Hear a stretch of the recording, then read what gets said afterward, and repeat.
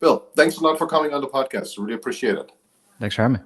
Yeah, thanks for coming, man. Hey, so you run Minds.com since 2011, right? So it's an alternative social network. Maybe you can give us the 30,000 feet view of Minds.com. Yeah, Minds is a open source crypto social network. Basically, functionally similar to major social platforms, except under the hood, we're trying to do everything the opposite. So we actually care about people's privacy. We have end-to-end encryption in our messenger. All of our code is fully transparent, so anyone can inspect our algorithms. Anyone can even clone our whole site and make their own app with our code. We have a First Amendment based content policy. We're very passionate about free expression. And we also reward creators with both crypto and, dollars, cash for their contributions. And we're very focused on revenue sharing, and we're also community owned. Over 1,500 members of Minds actually own stock in the company. So we sort of are building a much more kind of people powered ethos. Yeah, I'd say you're the Green Bay Packers of social media. Oh, do they have like a co-op? Yeah, they're owned by their fans for Nice. at least to a good extent. I don't know if it's 100%. I'll Um, take that. yeah, and they really built their brand well with that little add-on. When you when you started in 2011, we know that social media has gone crazy. The whole debate about social media really exploded last year, especially with the election. When you started in 2011, what was the rationale behind it? What was your moment where you said, "Okay, we need to start Minds"? Basically, the combination of all of the surveillance scandals and just total lack of transparency. I mean, if you look at the leading networks on the planet, most of them, I mean, they're basically all closed source and proprietary, meaning they don't share their code. But then meanwhile, you have projects like Linux or Wikipedia and Firefox and major players who are open source and community powered and not exploiting their users, and they have managed to enter into like the most competitive. They're like Wikipedia is like a top 10 site. Mozilla Firefox is a very popular browser. And we see the same thing happening with Bitcoin. It's like open source software is eating software. Yeah, So that's just going to keep happening, and it's going to happen in social. Social is going to become more decentralized. It's going to become more respectful of users. It's going to give users more power and control. It's just where things are going. So, we kind of saw that coming back then. yeah. Well, that's a lot of foresight, man. Um, when we look into open source, a lot of people doubt it in the first place because it's a bit of you exploit the developers. You just said exploit the users. It doesn't do it, right? It exploits the developers, so to speak. And I was talking to Daniel Gross a while ago, who runs an accelerator, and he's like, so it's still being in the open source industry for 10 years. It's still a mystery to him that there's so much going on in open source, but so little in closed source because there is no monetary incentive, right? There is just an incentive to be rewarded with human recognition that you have produced some great code, but there is no monetary incentive. Mm. And he says, to his surprise, this might outweigh actually the monetary incentive. Oh, the recognition.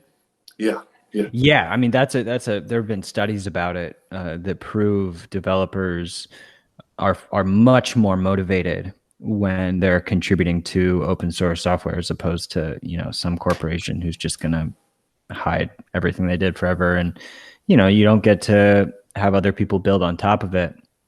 But I would sort of reject that open source cannot be profitable, because there are a number of licenses and strategies which can be used. yeah, A typical like Apache or MIT open source license, which gives the whoever's using it the ability to basically take the changes and make their stuff proprietary.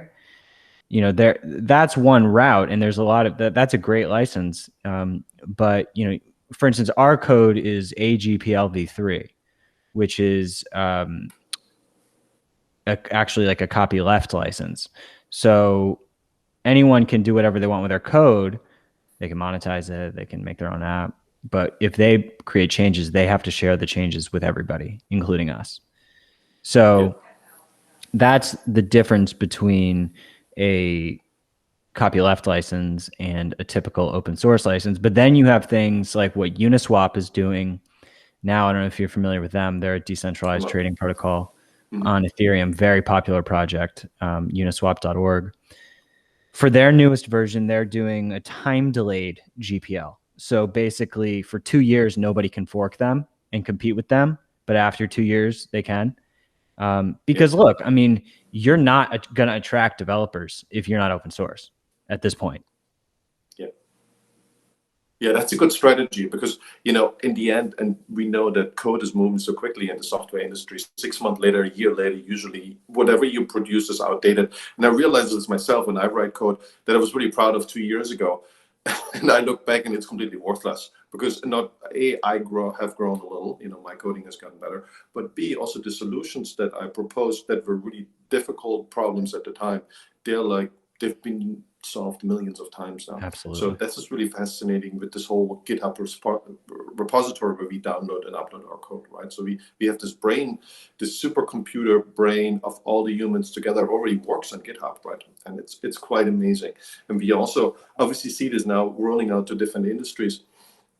When you look back into the social networks that have sprung up, they're the opposite, right? They're very closed source, they're not very open with the users, but seemingly they have become extremely popular, right? So they have attracted the masses. They have 100 million users. I don't know how many uniques they actually, or daily active uniques they have, but Twitter, Facebook, they have Mm-hmm. an incredible amount of users. And I saw them happening, right? I'm here in Silicon Valley in 2007. I never realized this would be such a big deal. Why do you think they made it so big? Um, well, they tapped into the venture capital nerve and they were able to basically fund it until they made it. And, they were first to market. So when you are the first, really functional social networks coming onto the scene, it's a big advantage. And I think that, look, I give them credit to a certain degree for pushing through and hitting the critical mass and being the first to really connect the planet. I think that that takes a lot of hard work. They have great designers and developers who work at these companies, uh, researching retention and growth and virality. And so, look, there's a lot of great thinkers there. And so they did it because they worked hard and they studied the market and they knew what people wanted. But they also used dirty tactics with their surveillance in order to grow. So, they basically spy on people in order to grow. They target, they extract contact information, they do all that kind of stuff. So it makes it harder for more, companies focus on privacy to grow because they're not willing to use the same dirty tricks that the big networks used. We're sort of relying on more word of mouth and sustainable campaigns. So, but what I find interesting is that most of the mainstream apps are now all basically the same app. I mean, YouTube, Twitter, Snapchat, LinkedIn, uh, TikTok. Instagram, they're the same app.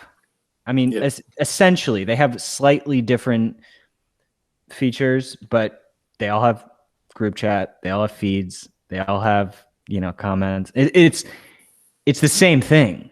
So it's coalescing where the humanity has almost sort of decided on the functionality that it likes. That's why we have a lot of those features.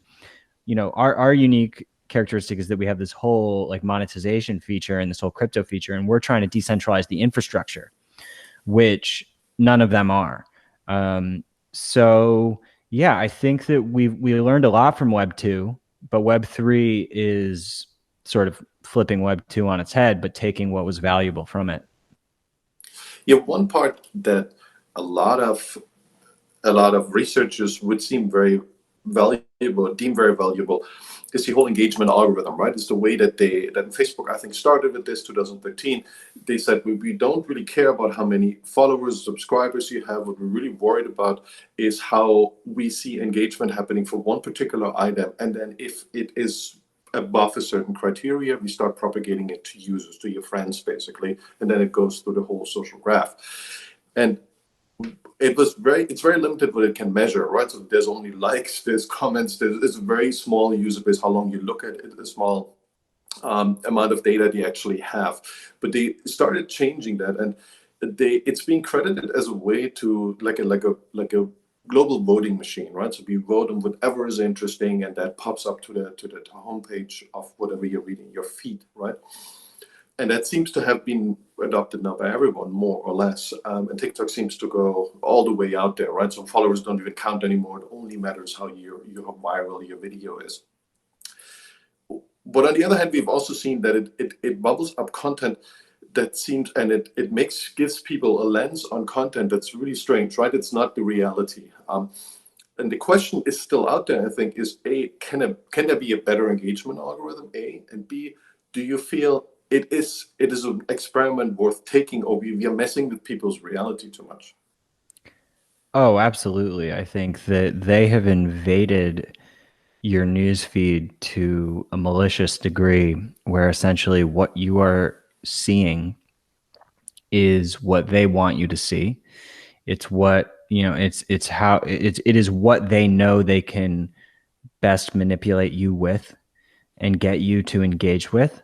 And, I'm not anti algorithm or anything like that for promoting popular content and whatnot. But the stance that we've taken is, and minds.com on the news feed, it is still reverse chronological.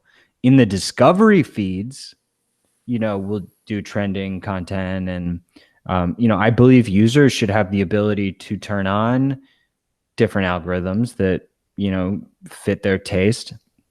I think there's a lot of potentially positive stuff you can do with algorithms to, not necessarily even build echo chambers to break echo chambers. There's a lot of interesting experimentation that is already being done. But when they force your feed, they make it so you're not seeing the people's content that you follow. I mean, what is the point? That's why we all signed up for those sites. And so if you built up 1 million followers on Facebook, suddenly you're reaching 2% of them. I mean, that's a contract violation to me. I mean, the contract that everyone signed up for was, I follow you, I see your stuff. Now TikTok's a little bit different because they did that from the beginning. And but when people spend years building up an audience and then suddenly that audience is like, you can't even reach them, it's just like, okay, I don't trust them at all. I mean, we had some huge pages on Facebook that in our early days we would drive a lot of traffic from. But for independent creators, for independent brands, the most important thing is that you maintain access to your users and audience. If you have a middleman in between you and them, your business has a very high risk point, and we know that they will betray you again. Yeah, I mean, I look at Facebook pages of 80 million subscribers or followers, and they get 3 likes on most of their posts. And they do a lot of posts, like they do 30 posts a day, and it's really good content, right? It's content that is unique and original, and it's not crazy. It's just, however, I don't know how they build it, what they invested into this subscriber count, but it clearly is a lost investment, and you have to write it off completely. I think that's true for most people who went with this idea on Facebook, and I feel defrauded too. I think that's a real problem. When I see it from the other side of the Facebook side, I obviously see that it was probably easy to hack. It was easy to what Facebook's interested in is spending a lot, or Twitter, and you guys, a lot of time on the same platform, right? You want to keep that user as long as possible, and extract money in terms of advertising revenue, right? So I feel the incentives are very strong on the social networking side, on either social networking, to keep the user within that ecosystem. And the question is, how far are you willing to go? And obviously Facebook and Twitter, they have a lot of venture capital to and so forth, right? They pushed it all the way. But I think the business model is the same, right? Because it's free content in the end. Oh, I absolutely understand why they did it. They do know what you want to click on. Yeah, And exactly. they've proven this. They know how to alter your emotions. They know how to keep you hooked. But to me, your news feed it's not in its core function that different from like your email inbox. Your email inbox is if your email provider, if Gmail suddenly started, which actually I've noticed that I don't use them, but I've noticed that they have started to like kind of put certain things in there. But Exactly. people would freak out. I mean, no one would accept that. Oh, Gmail's just going to sort of decide how my inbox is ordered. No, Yeah. you're going to decide how your inbox is ordered because that is your ground truth for your information and your communications. So the fact that to me the newsfeed is an important source of information for everyone who spends all their time kind of curating their own feed. And so what these companies have decided is we know better than you what you want. And that I just disagree. Facebook, no. You do not know more than me what Yeah. I want to read. I want full access. And they won't give you full access. I mean, maybe they say that they'll let you, go back into subscription mode. And again, you should have the option to tailor your feed the way that you want it. But when, there are thousands of variables involved in their algorithms, and behind the scenes, it's not simply they're feeding you what is most popular, what they think you're going to engage with the most. They're also hiding things that they don't want you to see. Yeah. So it's not simply a, there's rewards for popular content and then that goes to more people. It's that if they deem these are blacklisted sites or whatnot, they will be hidden from reality. Yeah, I find that interesting. There is, and I don't know if you follow that the case study of Daily Wire. Daily Wire is a conservative publisher, right? What they've actually have done, and there's been quite a bit of controversy about that. They have about 20 Facebook pages that have each about 1 million followers, and I think they bought them. I don't know where they got those from. What they do, they basically push out whatever they publish on dailywire.com to those news feeds, and apparently now have more engagements than anyone on Facebook, including CNN and anyone else. I don't really know how that worked, but Facebook and Zuckerberg in person realized this is something that they're okay with, right? So it's a strategy that's very aggressive. So someone is obviously trying to get enough engagement for these Daily Wire posts. So very conservative in nature, where you feel like Facebook would not allow those because they obviously have a left-leaning agenda. They always had, I feel. But they've gotten away with this. And when we look at other conservative accounts that didn't make the cut, especially in the last 2 years, I always felt like, man, these accounts were pushing it a little too hard. Like, yes, they were banned for reasons that their hardcore conservative agenda. We had this with Alex Jones, definitely played a role. But I think they pushed whatever they can to hack the algorithm in the first place, and maybe that's what annoyed Facebook. Yeah. So what's your argument that the ones Do who you got feel? banned pushed too Well, hard? yes, what I felt is there was, especially in 2020, and maybe that's just the way I look at news, there was a big debate that conservative media was having a hard time on most social media. And they ascribed it to, and I'm still surprised by this, because all of these organizations are heavily left-leaning. And of course, they look at stuff that doesn't really vibe with the ideology of most employees. They, of course, look at it they try to push them off as much as they can. Let's put it this way, right? It's not they're enforcing their own rules slightly different depending on the content and who's on the other side. And Sure. I was always surprised that they have waited so long to push people off they didn't like on the platform, right? So I wasn't surprised by this, but it seemed like most of the US public was very surprised by that fact. Yeah, look, I mean, there are always going to be exceptions. So, the Daily Wire, if you're saying that their reach is very high right now, I think that I'm not necessarily surprised by that. I'm sure there are people at Facebook who fight for them behind the scenes, and I think a lot of people hate and a lot of people love Ben Shapiro, and maybe somehow the Daily Wire is their argument that they're not being biased, which Yeah. they like to have. Yeah. So I don't subscribe to that Facebook only targets conservatives. I mean, they typically target anti-authoritarian groups across the spectrum. I mean, I know far left publications who are anti-war who were banned. I know they banned a bunch of Antifa accounts. They banned. I mean, censorship will always come for you at the end of the day if you call for it.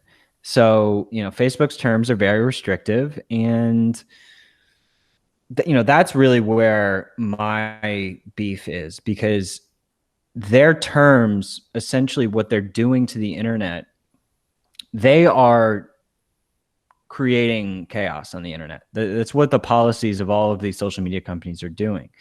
By not having a First Amendment based policy at such a critical mass, I don't necessarily think that every single social network needs to have a First Amendment based policy, but when you're that big, I think that you kind of need to be taking more of a common carrier approach. And when they ban someone like Alex Jones, that just polarizes the world more. And it doesn't even cause, you can't hide the information. People are still getting as much Alex Jones as they want. But when you ban, especially extremists on both sides, that causes them to, in many cases, get violent. There's a number of studies documenting this, showing that censorship exacerbates violence and extremism. So, they would say, oh, this is our policy because we care about a safe community. But actually, they're creating a less safe internet. Yeah, I think what they are not really spelling out is that even say the accounts they ban is probably 1% of their audience. They don't really need this 1% because there's no advertising money in that area anyways. Otherwise they would keep those accounts, right? So they really make a capitalist assertion. Do we make money with this account or not? And how does it reflect back to the rest of our advertisers? And I think the vast majority of content on Facebook, even if there's a lot of extremes, it's fluff, right? So it's personal content, and this is what in the end they want. It's so safe that every advertiser is fine with this. Yes, there is a few on the fringes, but they don't really need them for their advertising model. And I think this is what they're really concerned about. They don't feel like they need to be close to the First Amendment, right? They don't feel they're in this government position, or they hope they are not that big that they're being put into this position, right? They feel like we're this little enterprise, we're this little startup, and we need to make money for our investors, which I think they should, right? Which is the capitalist role they should play. But I don't necessarily buy that. I think that if you position it right, a First Amendment policy can put you in a hand to make a position to make more money. I mean, banning Donald Trump, like, that's definitely a major financial hit that they're taking. And yes, they're weighing the cost benefit of all the bad press that they're going to get if they let him back on, because, the other social networks aren't doing it. And it's this big PR game, but that's just, it is not a reliable communication infrastructure for the planet. It is a exploitive network that is just preying upon its users, and it's just not something that I care to give an ounce more of my energy ever again. And that's why I don't participate in these networks anymore, because you don't need to. I get better reach on mines than I ever did on Facebook. And I know that it's reliable. Like, humanity needs to be thinking about open source, decentralized, encrypted infrastructure going into the future. That's it. If the platform doesn't check those three boxes, then it's not sustainable. And it can be used, but it's not what is going to represent the future of humanity. That's why we're seeing crypto take off so organically, because it spreads itself. The software is so good and beneficial to users that it doesn't need a marketing department. It just spreads. Yeah, I agree with you. I mean, this is the future, right? So the model that you guys have adopted is clearly superior, but you still need the users, right? You need to wait until all these users have migrated. Right. In terms of users that are really eager to come on Minds right now, what do you feel are those the ones that have all got banned and who come to Minds and to Gap? Where do you recruit most of your users right now? To be honest, we don't do much marketing. We haven't yet. Maybe in the future we will. It's very grassroots. We do get people who are disillusioned with big tech. Like, sure, some people who have been banned, but that's a minority. We had a surge of like 500,000 users from Thailand when there was a big scandal of surveillance and censorship between the Thai government and Twitter. Same with Vietnam and Facebook. Very grassroots activist movements around the world where citizens are eager for free speech. In the US, we sort of live in this bubble where journalists are calling for censorship, but what they don't really realize is that how tone deaf that comes off to journalists around the world who are living in authoritarian regimes where they are used to their government actually censoring them. So yeah, I mean, we've had that. We had a big surge of growth when the NSA spying scandals came out back in I want to say 2014, 2015 with Snowden. Every time there's a big censorship event for sure, but also anytime there's a scandal in general, like during Cambridge Analytica at Facebook, we saw a huge surge. So it's just like scandal, surge, scandal, surge. That's how it works. Yeah, Gap was, I think, reporting that in January that they had 500,000 users coming on the platform in a week. So when it was really hot, right? So when Parlay was banned for, I'm not sure if they're still banned. Are they still banned, Parlay? I think they got let back on the App Store. Yeah, that is such a joke, I felt. AWS and everyone was literally conspiring against them for a couple of weeks, and then they let them back on. Well, I think they did have gone. to. I'm pretty sure Parler implemented some pretty heinous surveillance software in their app to start detecting certain types of content, and they've made a lot of compromises. So, but again, I obviously am very against what happened to them, but Parler's not open source. They're not encrypted. I don't see anything unique coming from them technologically. It's just sort of like a right-wing Twitter. And they do have a free speech policy generally, not completely, which I think is a good thing. But I just don't. To me, polarizing is just the wrong answer, and I think both of those networks, Gab and Parler, have sort of fallen into the strategy of ride the divide. They basically know that they can further polarize and attract those disenfranchised users when for us, we're not willing to do that. It's very important to people will still say that we're we have more right wingers. I sort of reject that, but we are very focused on not polarizing our community. We're not going to politicize. We're not going to come out for, as the company and take any political stances. That's just not a sustainable thing for a network to do, and it's not who we are. Yeah, I think that's like the Switzerland of social media. I like that. When you talk about crypto, how does your backend look like? I know this is something that Parlay had to do and Gap had spent a couple of years ago, they had to move all their servers into basically their own data center. They had to rent a warehouse and they had to deal with the internet connectivity and the backup power, but they don't use any crypto. What's your backend look like? Or what do you have, actual servers? Yeah, we do. We have both sort of centralized and decentralized components, but with our backend, we just made a breakthrough in terms of a multi-cloud Kubernetes clustering system on both. So we have like our backend exists on multiple cloud providers simultaneously. So even if one of them decides that they don't want us, it literally would not matter at all. As long as the cloud platform supports Kubernetes and Terraform, we can sort of coexist in all of them. And that's with Cassandra, which is our sort of Cassandra is a decentralized database. It's not like it's not a peer-to-peer database, but it is, able to exist in multiple clouds. So that's a major benefit that we have, which I am almost positive that none of those sites use Cassandra. You can't achieve that with like MySQL, or I'm not sure which ones you can achieve it with it completely, but so we have that, which is a big deal. And then our whole token system runs on Ethereum. So that's obviously decentralized.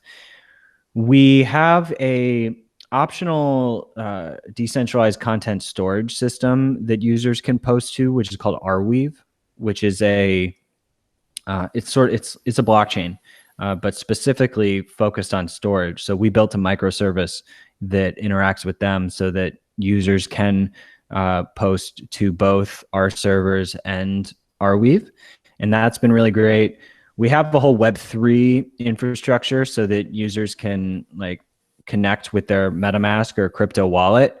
And that is starting to become like a decentralized identity layer in the internet. If you visit a lot of DeFi or Ethereum dApps, you can just sign in with your crypto wallet. You don't need anything more than that. And I think that's a really powerful foundation if you control your keys. And so we also have that. We also just implemented the Matrix protocol, which is a end-to-end encrypted, decentralized messaging infrastructure. Which is federated. So nodes can actually talk to each other. So the Minds Matrix node can talk to many other Matrix nodes. And, so you can federate with other rooms. You can join chat rooms on other servers. So our whole chat system is decentralized now, which is a huge benefit. And, we're just going piece by piece, we're looking at IPFS now for more decentralized hosting. And a social network has many functions. So it's like there's not just going to be one backend infrastructure which necessarily solves every problem. It's like puzzling together something for video and something for identity and something for the content and DNS and all these different pieces. Yeah, I was just reading a white paper, and that's, I think, 7-8 years old now. And it's about the infrastructure of Facebook. And Facebook obviously didn't want any decentralization. But what they did, and I found that stunning, they literally have still one MySQL database and lots of memcache and lots of PHP and web servers. And that's how they ran the whole thing until 2015. It's obviously extremely deep. They know everything about that infrastructure. They go down into the specifics in that white paper. But it's an infrastructure that you would not expect, or I didn't expect. I knew they used those, but they use just this. Like, this is their whole stack. And that's what they scaled up with. I'm pretty sure Facebook uses Cassandra now. They probably changed it by now. Yeah, of course. But I was amazed that they used some old school technology to such a big global level until 2015. A lot of people are talking about moving the whole software company, including front end and user interaction, to the blockchain. Is that something that's feasible? Have you looked into this, like including your web servers? And it's like the blockchain. It's sort of like there's different blockchains for different purposes. Like as I mentioned, Arweave is a blockchain which is more suited for content. But like Ethereum itself is not suited for content. Neither is Bitcoin. Yeah. Those are more transactional ledgers. And you know, there are some sort of novel things being done, but it's not what they're built for. There's you know, IPFS I think is really interesting because you know, now that we have the Web3 crypto wallets, you can essentially associate your crypto address with IPFS, and then we can back up all of the content, users' content on IPFS, which is fully decentralized. It's not a blockchain. It's a file system, IPFS? Yeah, it's a file system, interplanetary file system. I recommend people look into that. So, you know, there's tools that are decentralized that are better for social networks than blockchains. Blockchains are good for you know, tipping and that kind of thing. Not. I mean, but again, it depends on the blockchain. I think there are blockchains that, like, you know, Filecoin is out there, and there's different tools for different use cases. It's not putting social network on the blockchain. It's putting a social network on a variety of decentralized tools, including some blockchains. Yeah. Well, like in AWS run by the blockchain, that's what I thought of, like a file system, and like in, you know, like an EC2 and all these services that they introduce that are very centralized and nobody knows how they work really. Then you could speculate about it. And I had Jeff Barton, who's a chief evangelist, and he's like, well, we don't really want people to know to an extent, right? It's closed source by definition because it's our competitive advantage. But maybe there is someone who builds like a cloud-based on blockchain, and that obviously would fit your business model very well. But that's, yeah, there are. I mean, there's a project called Storj, STORJ.io, which is trying to do like an S3 competitor. There's a bunch of projects that are going after that. There's Dfinity, which just came out. There's IPFS. There's Arweave. There's a number of options. So, but again, you know, I think that central databases are, you know, they have their place. It's not. I think it's centralization and decentralization. You know, you want a balance. And for certain functions, it's okay to use centralized databases. It just depends on what you're trying to do. I mean, so yeah, I try not to polarize the situation too much there as well, because there's amazing innovation happening on centralized databases as well. Yeah. One thing that obviously, when I'm asking, because I'm kind of concerned that you don't get shut down, you know, when the next Parler shutdown wave comes around, and I hope you guys are still excluded, and I hope you have the ability to do that. One thing that I think a lot of people struggle with, and I don't know if you've thought about this, is a content moderation policy. So we always moderate content, right? So there's ISIS propaganda we had, and that was always being taken down. Nobody worried about that. There's always a fringe part of that you just can't have anywhere. How do you deal with this right now? Yeah, so we have a pretty robust content moderation system and report function. And we actually built a jury system for our appeals process. So, you know, right now we have a report function similar to other networks where, you know, if you see terrorist material, then you can report it and it'll get taken down, because oftentimes, most times that's illegal. But we want to bring the jury into all of the processes so that when consensus is reached on a report, then like the users can actually be involved in that decision making. So that's more decentralized governance. And yeah, but I mean, yeah, we have we have multiple moderators and lots of people in the community who help us find stuff like that. So I think people maybe get the wrong idea when, you know, they hear just because it's a free speech social network doesn't mean that there are no boundaries. Yeah. Well, I think nobody really thought about that. We lived in these bubbles, and we were not really exposed to this debate for so long, right? I studied law, and those were, you know, the limits of free speech were well set. And we didn't have a lot of changes, like the precedents had been set and nobody really worried about it because it was outside our reality. Now suddenly these things shifted so much in the last 5 years. And I think that's why this debate hit a lot of people, without any preparation. They don't know what the legal standard is or why we have a legal standard, where it came from, what were the examples we had before, because everything changed so quickly, especially in the last 2 years.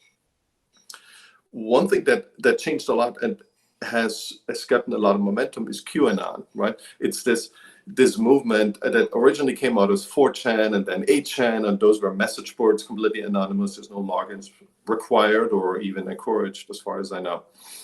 And they came up with some really kooky new conspiracy theories that they drew a little bit from Alex Jones, they drew a little bit from what Donald Trump was saying. They had a really unique mesh. And at some point, I watched a documentary. It was the HBO one. That could be. I think it was Netflix, and it was about. There's 2 parts, and I think they said 15% of all Americans strongly or to a good are relatively convinced that QAnon is real. Like, it's this messenger Q who has these revelations. It's a bit like Jesus Christ, right? So it's a large percentage of the population. How many of those have shown up on minds? Are you being taken over by QAnon? No. I mean, I've see a handful of posts, but it's a conspiracy theory little group, and I don't know what to say. I mean, if they're threatening violence or doing anything illegal, then yeah, they need to be treated like everybody else. So I don't. The thing about conspiracy theories is that if you ban them, then you are guaranteed to grow that movement. Yep. Of course, QAnon people think that their ideas are validated when they get banned from big tech. Oh, big tech's in on it. We're now validated because we've been disenfranchised. So yeah, I mean, look, network topology is not that complicated. If you ban massive groups from mainstream social media, those groups go and search alternative social network. We come up. So do a number of others, free speech social network. But the thing is that free speech traditionally has not been a political issue. People like Noam Chomsky on the left, Glenn Greenwald, these types of people, they know that you cannot. Free speech is the foundation of everything. Without free speech, we have nothing, and everything crumbles apart. And eventually, you end up getting silenced because it just snowballs on itself when you start silencing people. So I just, there are other ways to address propaganda and misinformation than banning it. Yeah, well, it's all about the definitions, right? What is actually a fringe? What should be banned? What is threatening violence? Fringe, I mean, again, what is hate that's speech, why right? This whole debate. Fringe is just a word. You could call there's so many great thinkers throughout history who were burned at the stake for what they were saying. Fringe. Sometimes it's crazy, absolutely, and sometimes it's completely just lunatics. Other times, fringe is exactly what you need to evolve. I mean, most breakthroughs, scientific breakthroughs, these people were called crazy immediately. So, you want to when you ban all the crazy people, you will end up banning a percentage of brilliant people. So that's just a fact of history.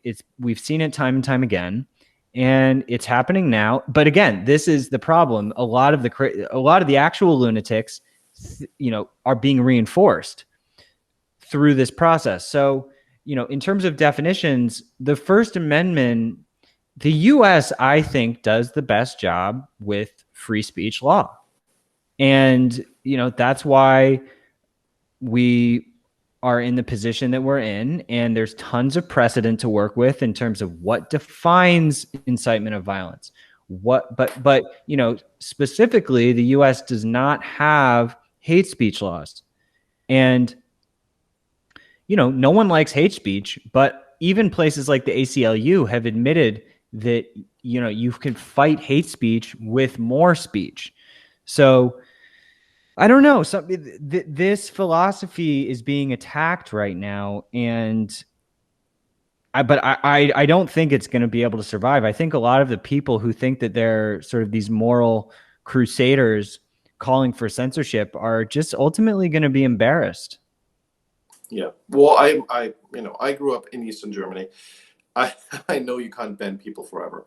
So the amount of the the largest amount of freedom you can provide to people will increase their own productivity the most. And sooner or later, you're just far behind. And you can keep it up for 10, 20, maybe 30 years. But if you don't allow the maximum amount of freedom Mm, possible, you're stuck in the past. You're stuck in something that's in the past. It's maybe well regulated. Everyone's happy, but everyone's also poor. And sooner or later, you're very poor compared to everyone around you who has more freedom. mm, So the most freedom you can afford, and obviously there need to be limits, and then we're back to, okay, what are the limits? But if we reduce freedom, and that also includes diversity, freedom of any kinds of thoughts, and also action, as much as we possibly can. I think that's the you look again and again in human history. This is where geniuses come from, and these geniuses come from these fringes, as you just said, right? But nobody knew that. But like Nietzsche, right? Nietzsche, for forever, he was considered an idiot and some crazy person, and then he was dead 100 years later. He was considered the philosopher to read, which was really odd. It would have surprised him too. So Well, it's it's very similar to what you were saying about closed source software. Like it gets left behind when you limit access to information. Innovation takes a hit. So, the same would apply for the freedoms of a society. So, and yeah, there are trade-offs, and there are things that you need to be cognizant of to not, because within free societies, bad ideas can take root. But I think that we have the evidence of history. So I don't think that there's suddenly going to be some new more strict version of the First Amendment that suddenly becomes like a more battle tested framework for speech. It's just, it doesn't seem like it's going to happen. If anything, it would have to be a new system of law which is more free. that would be good for innovation, right? But the problem is a little bit that we are now battling on a very different layer. We were not prepared. So when Locke thought about that, and when the original founding fathers thought about it, these were all ideas they put into the government as a, they knew this from Britain, that the government would come down on them and put them in prison. That's not, it's kind of lost its relevance a little, because we have this mega monopoly tech companies out there who are not necessarily bound by those. Right. Constitutionally, but basically have the same power. And obviously, they're being hijacked, so to speak, by people who, well, they don't have the same amount of openness, or they don't think the same amount of openness is historically warranted and gives you the better future. I think this is all we're struggling about. What is the better future? Is this a utopia where we are more limited in certain areas but have more freedom in others? Or do we are on the side of we have more freedom in thoughts and speech, and that gives us a better future? I think it's a good debate. It's a useful debate to have. The question is this debate, does it even matter? Because these companies do whatever they can, right? Unless we force them not to, and it doesn't seem like that's a really good idea either. I'm not holding my breath that they're going to change. I personally think that if one of the big tech companies changed their policy, pivoted to First Amendment, that would actually be the best business decision that will cause one of them to break into the lead. Yeah. By far, I think it would be a great. But I also don't necessarily think that they should be forced,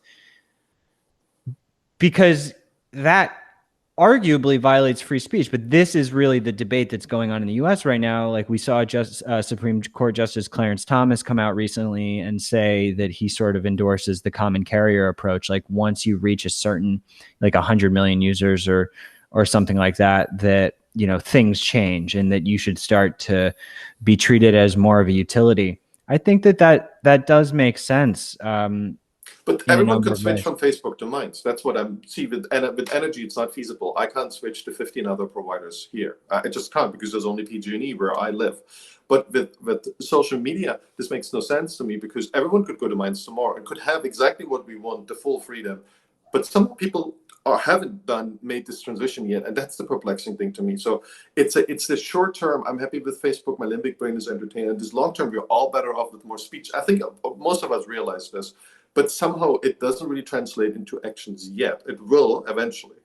Yeah, I think it's starting to. And that's why I'm not necessarily an advocate of like heavy regulation and forcing, I do think that the market is in the process of making this decision. This is why we're seeing, over 100 million people using Bitcoin. This is why we're seeing what's happening in the crypto market happen. This is why, Brave browser is doing extremely well. This is why DuckDuckGo, the privacy search engine, is growing. This is why we're growing.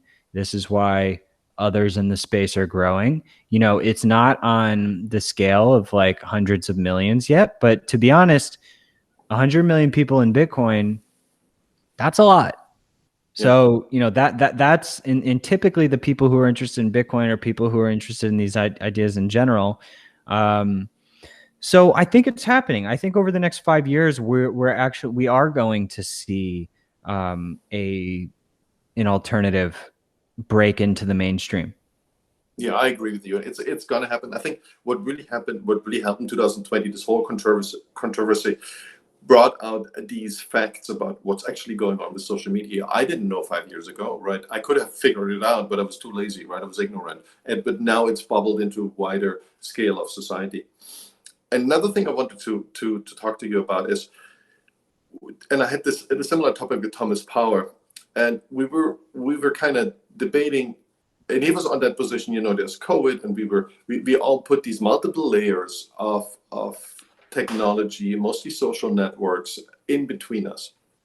And he said, well, that's a temporary thing, and in the end, what we want is a real deep connection to someone, or to a lot of people, possibly, obviously, in where we have a deep trust. But the opposite seems to happen, not just with COVID. I think that's predating COVID, is that we put layers and layers and layers of whatever we want to do. There's a new app, and it puts literally the profile, the avatar, in front of our eyes. But the person moves further and further away, and you can see this in most cities. Nobody talks to anyone anymore. So it's an unwritten law. If you talk to someone, then you're a crazy person. Do you think that's going to continue, or we'll go back, especially when we come out of COVID, and actually talk to people anymore, because that's a good thing? Yeah, I think that we will talk to people again. I think Okay. that it's not easy though. I mean, COVID has caused a total disruption to social norms and how people behave in public. But I think today actually the CDC suddenly said that you don't need to wear masks outside if you're vaccinated. So that's today's version of truth. We'll see what tomorrow's is. But people crave human connection. I think that apps actually are in a position to help facilitate human connection. That's one of the things I like about dating apps, is that their primary purpose is to bring people together in real life. And there's this one dating app that has a slogan, I forget which one, but it has a slogan, the app designed to be deleted, which I think is a great slogan. And it can facilitate amazing connections. I know from experience. And so I think more big apps could be focusing on that. We're launching a whole live event series, and I do want to build more functionality into the app to help people connect offline. So yeah, I mean, it's going to take time for things to get back to normal, and at the same time, technology is going to continue to it's going to keep separating us and bringing us together simultaneously as we go into the future. Simultaneously, we're going to have people sitting in their VR goggles for 5-day benders and seeing nobody, and then at this other people will use it and go meet someone that they fall in love with and marry. So it's shades of gray. Yeah, that's very wise. I do feel that there is this push towards, we want to see, because we always want to find better matches for us, right? Better abilities or more commonalities with someone else and that's not necessarily just a dating thing. That's just we look for people who are a bit like us or in need of what we can offer, right? On the other hand, as a personality profile or as in a professional area, so that you ideally want to talk to all 9 billion people before you find that one person, that's in a dating market that's going to be your mate or that's going to be your employer, because that's the best fit for you when you don't know that before Oh, you set exactly. out. Yeah. Dating and recruiting is same thing. It's just connecting people for different or meetup or whatever purpose. It's more of a tool to connect based on common interests and skills. What I'm trying to say is I can't physically evaluate 9 billion other people if they are a good fit for me, right? Or if they say, we can say 100 million different companies I could potentially work for. But my digital avatar, my digital consciousness, so to speak, right now it's just a profile and some information, but it could easily be something more interactive in the next couple of years. That avatar could go out to 200 million companies and have like a little recruiting document with their recruiting meeting with their AI, and then we could find out if what's the best fit, right? I could narrow it down from 200 million to 50 or 20 or whatever that I can put a human decision to. And I think this is a human desire that will go on. And what I'm trying to say is we will see more layers and layers of technology for this in order to get to these big numbers. Ideally, we want to talk to the whole universe before we make a decision, right? That would be the best case scenario. Mm-hmm. Which we can't do with our brains or our physical appearance. Absolutely. Yeah. And, look, it's not always about that. I think that there's a spontaneity offline, which is sort of irreplaceable. But yeah, I mean, look, the internet is the central nervous system or brain of whatever metaphor you want to make for, what it is of humanity, but it's an extension of us now, and it's helping bring recommendations to it. And we just need to make sure that the engine behind those recommendations is acting in the benefit of humanity. And because you can still give great recommendations without screwing over the users. It is possible. It's not like we have to exist in this world where, ethical technology is incapable of producing similar effects. So it's more of the lazy way out.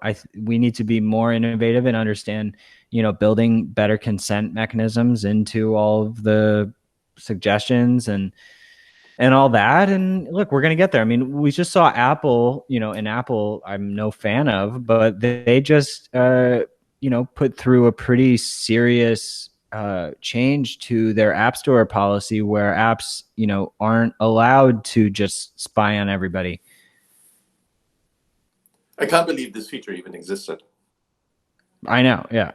That literally any app that you have installed, and I didn't know that, like with Uber would check what you're doing on Lyft, and they would get that data by default. Right. I was always amazed the amount of data and all the, obviously the GPS data. They kind of, Apple put a reminder for that in, but all the other information, like Facebook has an SDK that's in 40-50% of all published apps, more in the Google Play than an Apple Store. But this is, you don't even know it's there, and they collect all your data and they share all your data. So you have a unique identifier that leads back to you, more or less. Even if you don't have a Facebook account, you've never been on Facebook, you're fully tracked and so on. Absolutely. This is the most important thing people need to realize is that, and as you're particularly, I'm speaking to app builders, it is not okay to just be using these SDKs. We need to make it socially unacceptable to use those APIs. And, your job is going to be a little bit harder, but, your users are going to appreciate you more. And you're also then not going to be locked in 5 years down the road when Facebook or Google want to change their API and suddenly, your whole app, breaks because of something that they did. So there's multiple benefits to your business for, not relying on those tools. But we've made the decision. We're just, we don't have any third-party tracking tools in our code. We have 100% score when you go. The cool thing about the Brave browser is that you can, kind of get this score of every site that you visit when you click on the little lion. And yeah, I didn't know that. Okay. yeah, it's cool. There's if you click on the line, you can see like um, how many items are blocked, because by default Brave will block the invasive stuff. Yeah, I didn't know that. That's quite cool. When you look into the future a little bit, I think we touched on that earlier. What do you think will the landscape look like in 10 years from now? We still have a similar kind of social network that we're used to. Now it's the feed. You exemplified that earlier, and it will be with more open platforms. Is that the future, or is there something really big coming that you might already know? I think that we're going to see new players enter the space who have tech that respects your freedom better, and they're going to start to saturate. And we're also going to see the big players make changes. I don't think that we live in a world where Facebook and Twitter and Google are going to like become MySpace. I think we're too deep. So they, as you mentioned, 30% of apps have these SDKs. MySpace never had that. MySpace was never powering, half of the apps. They were, their own silo. So these mainstream social networks are much more embedded into society than anything in the past. So, but like you're seeing with Apple, they made this change. Social pressure, I think, over time will force them to change more. I think that what we do know is that big tech caves to, social and political pressure pretty easily. So if the users can start to get more vocal, I think that they will change. But because the funny, ironic part of this is that the left and the right both hate Facebook. Everybody does. But first, I think everybody hates the surveillance across the political spectrum. But then you have people on the left who are calling for more censorship against like misinformation and hate speech, and then people on the right who are taking more of the free speech approach. However, there are exceptions to both of those rules, and there are people on the left who support free speech and people on the right who support censorship.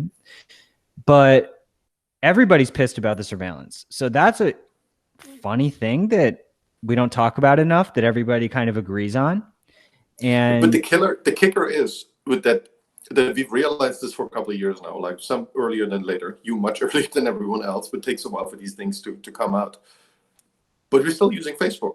Like I do, and I know how bad it is, but I still use Twitter, and I know how bad it is, and it makes me feel bad many times. But I don't know if it's the addictive scenario, because in the end, I need to reach people, right? We are all in the people business, and we want to reach people. And so the draw to go to the place, and that's the winner takes it all internet approach. We need to reach people. So if the people are there, we have to deal with the surveillance. I would be interested to run an experiment with you.